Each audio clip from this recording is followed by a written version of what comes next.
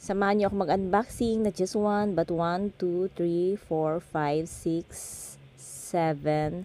So, hinabol ko nga yung JRS nito dahil nga kulang na 3 packages yung aking parcel. Sabi nga ng JRS, may tendency daw kasi talaga na magkahiwa-hiwalay, lalo pat pinaghiwa-hiwalay ko daw yung pagkapak.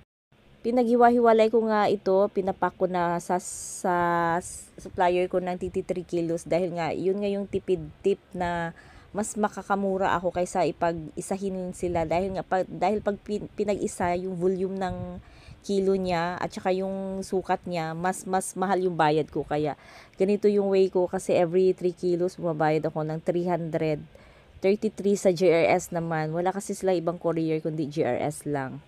So ito nga, bali ito yung trending na gown ni Bia Harake, yung anak ni Zainab sa kasal niya. Ayan. And then may coat, may cocktail, halo-halo na nga ito, may Filipiniana. Ito nga ay yung iba pinapasadya, yung iba naman ay gawa na. Ito ay customize siya. Ayan, may iba't ibang sukat siya na pambata. Pwede siya Maria Clara, pwede din siya Filipiniana, lalagyan lang ng detachable Filipiniana sleeve. Sa mga naghahanap nga po ng pangbuwan ng wika, marami po tayong available dito sa shop. Punta lang po kayo dito, nakapin-post sa aking wall ang details. Lahat ng details na nakapin-post na po sa wall, sa aking FB wall.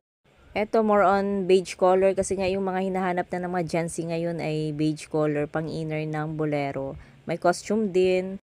Late upload na nga ito, in-upload ko na para mabura na sa cellphone ko. Tinawag ko lang si Aya para mag-video dahil nga nasira yung aking tripod. Eto, may mga gowns, may costume ng Disney adult kasi nga maraming naghahanap ng pang-adult.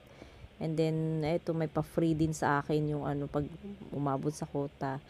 And then, ayan, Filipiniana sleeve, beige. Ayan, cocktail. Naku, saan ko na naman kaya ito paglagay? Dahil punong-puno na kami dito ng costume at gown dito sa shop. Ito nga yung hindi man sa akin na gown na pangbuwan ng wika. So, in-upgrade ko na. Bali, ang tela niya is pang fully sequence na siya. Ang dami nga gustong magrenta ngayon. Kaya umorder ako ng not just 1 but 2 at 4 na nga yung ganito ko. So, ipopost ko po yung mga bago ko pong in-unbox.